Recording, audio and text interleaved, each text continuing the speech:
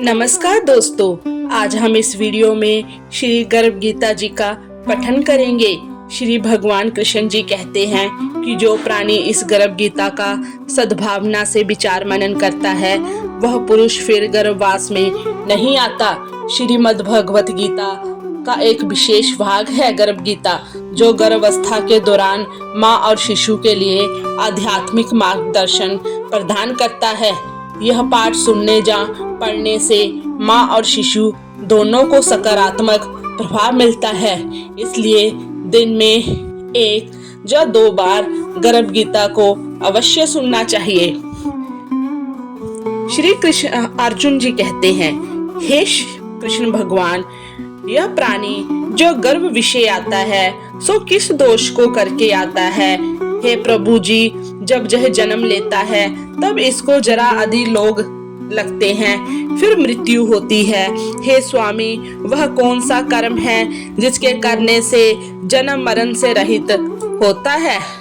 श्री भगवान जी कहते हैं, हे अर्जुन, यह मनुष्य जो है सो अंधा मूर्ख है और संसार के साथ प्रीति करता है। यह पदार्थ मैंने पाया है और मैं ही पाऊंगा, ऐसी चिंता इस प्राणी के मन में उतरती नहीं। 8 पहर माया को ही मांगता है। इन बातों को करके बार बार जन्म लेता है और बार बार मृत्यु को प्राप्त होता है। वह गर्भ विषय दुख पाता रहता है।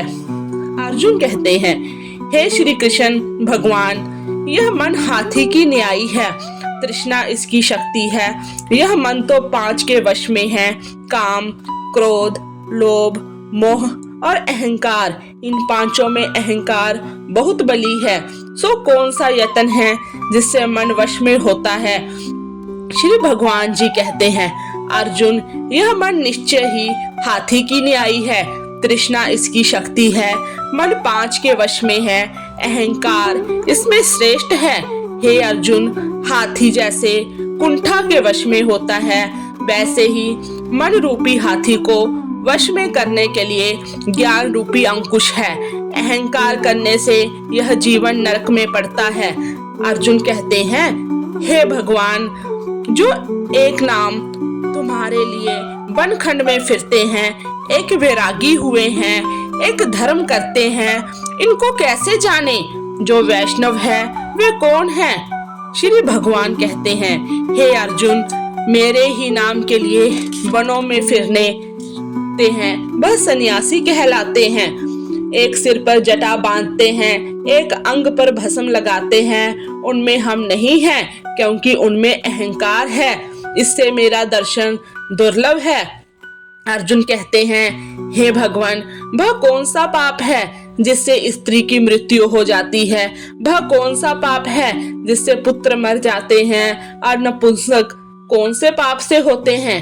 श्री भगवान जी कहते हैं, हे अर्जुन, जो किसी से कर्जा लेता है और देता नहीं, इस पाप से औरत मरती है। और जो किसी की अमानत रखी हुई बचा लेता है, उसके पुत्र मर जाते हैं।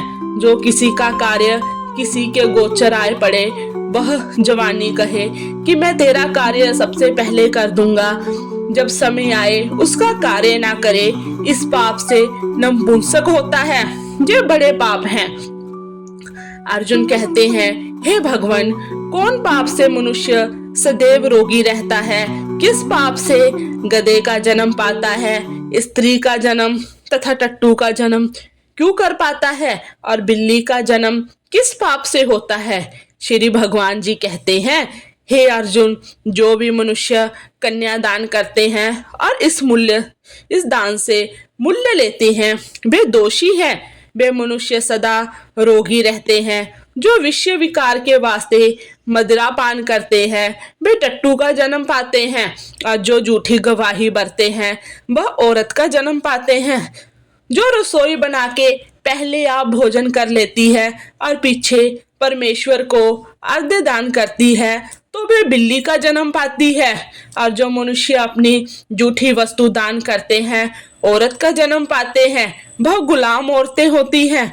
श्री अर्जुन जी कहते हैं, हे भगवान, कई मनुष्यों को आपने स्वर्ग दिया, सो उन्होंने कौन सा पुण्य किया है। और कई मनुष्यों को आपने हाथी घोड़ा रथ दिए हैं, उन्होंने कौन सा पुण्य किया है? श्री भगवान जी कहते हैं, हे अर्जुन, जिन्होंने स्वर्ण दान दिया है उनको हाथी घोड़े वाहन मिलते हैं। जो परमेश्वर के निमित्त कन्यादान करते हैं, जो पुरुष का जन्म पाते हैं। अर्जुनवास, हे भगवान, जिन पुरुषों के अंदर विचित्र शरीर है उन्होंने कौन सा पुण्य किया है? किसी किसी के घर संपत्ति है, कोई विद्यावान है, उन्होंने कौन सा पुण्य किया है? श्री भगवान जी कहते हैं, हे अर्जुन, जिन्होंने अन्न दान किया है उनका सुंदर स्वरूप है। जिन्होंने विद्या दान किया है वह विद्यादान होते हैं। जिन्होंने संतों की सेवा की है वह पुत्रवान होते हैं। श्री अर्जुन जी कहते हैं, हे भगवान, किसी को धन से प्रीति है, कोई स्त्रियों से प्रीति करते हैं, इसका क्या कारण है?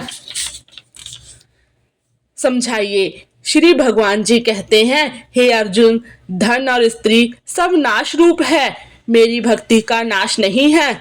श्री अर्जुन जी कहते हैं, हे भगवान, यह राजपाट किस धर्म के करने से मिलता है? विद्या से, धर्म करने से मिलती है। श्री भगवान जी कहते हैं, हे अर्जुन, जो प्राणी काशी जी में निष्काम भक्ति से तप करते हुए देह त्यागते हैं वह राजा होते हैं, और जो गुरु की सेवा करते हैं सो विद्यावान होते हैं। अर्जुन जी कहते हैं, हे भगवान, किसी की धन अचानक बिना किसी परिश्रम से मिलता है सो उन्होंने कौन सा पुण्य किया है? श्री भगवान जी कहते हैं, हे अर्जुन, जिन्होंने गुप्त दान किया है उनको धन अचानक मिलता है। जिसने परमेश्वर अर्थकार प्राय कार्य सवारा है वह मनुष्य रोग से रहित होते हैं। अर्जुन कहते हैं, हे भगवान, कौन पाप से अमली होते हैं और कौन पाप से गूंगे होते हैं और कौन पाप से कुष्ठी होते हैं? श्री भगवान जी कहते हैं, हे अर्जुन, जो आदमी नीच कुल की स्त्री से गमन करते हैं सो अमली होती है, और जो गुरु से विद्या पढ़कर मुकर जाते हैं सो गूंगे होते हैं। जिन्होंने गोघात किया है वे कुष्ठी होते हैं। श्री अर्जुन जी कहते हैं, हे भगवान, जिस किसी पुरुष की देह में रक्त का विकार होता है वह किस पाप से होता है? और कोई दरिद्र होते हैं, किसी की खड़क वायु होती है, और कोई अंधे होते हैं, तो कोई पंगुल होते हैं, सो कौन से पाप से रहित होते हैं? और कई स्त्रियां बाल विधवा होती हैं, तो यह किस पाप से होती हैं? श्री भगवान जी कहते हैं, हे अर्जुन, जो सदा क्रोधवान रहते हैं उन्होंने रक्त विकार होता है। जो मलिन रहते हैं वह सदा दरिद्री होते हैं। जो कुकर्मी ब्राह्मण को दान देते हैं उनकी खड़क बाजू होती है। जो पराई स्त्री को नंगी देखते हैं, गुरु की पत्नी को कुदृष्टि करते हैं सो अंधे होते हैं। जिसने गुरु और ब्राह्मण को लात मारी है सो लंगड़ा या पंगुला होता है। जो औरत अपने पति को छोड़कर पराये पुरुषों से संग करती है सो वह बाल विधवा होती है। अर्जुन जी कहते हैं, हे भगवान, तुम पार ब्रह्मा हो, तुमको नमस्कार है। आगे मैं तुमको संबंधी जानता था, परंतु अब मैं ईश्वर रूप जानता हूँ। हे पार ब्रह्मा, गुरु दीक्षा कैसी होती है सो कृपा कर मुझको कहो। श्री भगवान जी कहते हैं, हे अर्जुन, तुम धन्य हो, तुम्हारे माता पिता भी धन्य हैं जिनके ऐसे तुम पुत्र हो। हे अर्जुन, सारे संसार का गुरु जगन्नाथ, विद्या का गुरु काशी, चारों वर्णों का गुरु सन्यासी है। सन्यासी उसको कहते हैं जिसने सबका त्याग करके मेरे विषय मन लगाया है, सो ब्राह्मण जगत गुरु है।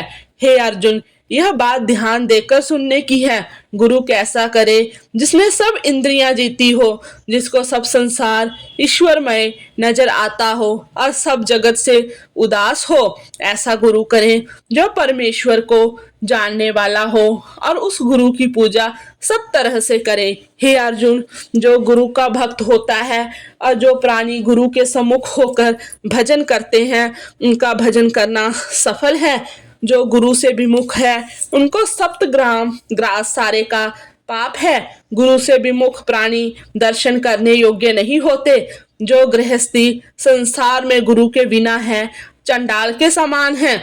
जिस तरह मदिरा का भंडार हो, उसमें जो गंगा जल है सो अपवित्र है, इसी तरह गुरु से विमुख का भजन सदा अपवित्र होता है।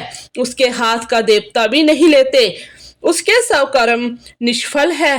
कुकर, सुक्कर, गंधर्व, काक, ये सब की सब जोनियों से बड़ी खोटी जोनी है। इन सब से मनुष्य खोटा है। जो गुरु नहीं करता, गुरु बिना गति नहीं होती, वह अवश्य नरक को जाएगा। गुरु दीक्षा बिना प्राणी के सब कर्म निष्फल होते हैं। हे अर्जुन, जैसे चारों वर्णों को मेरी भक्ति करना योग्य है, जैसे गुरु धार के गुरु की भक्ति करना योग्य है, जैसे गंगा नदियों में उत्तम है, सब व्रतों में एकादशी का व्रत श्रेष्ठ है, वैसे ही अर्जुन शुभ कर्मों में गुरु सेवा उत्तम है। गुरु दीक्षा बिना प्राणी पशु जोनी पाता है। जो धर्म भी करता है सो पशु जोनी से फल भोगता है, 84 में भ्रमता रहता है। हे अर्जुनोवास, हे श्री कृष्ण भगवान, गुरु दीक्षा क्या वस्तु है? श्री भगवान जी कहते हैं, हे अर्जुन, धन्य जन्म है तेरा जिसने यह प्रश्न किया है। तू धन्य है। गुरु दीक्षा के 2 अक्षर है श्री ओम। इन अक्षरों को गुरु कहता है। यह चारों वर्णों को अपनाना श्रेष्ठ है। हे अर्जुन, जो गुरु की सेवा करता है उस पर मेरी प्रसन्नता है। वह 84 से छूट जाएगा, जन्म मरण से रहित हो, नरक नहीं भोगता।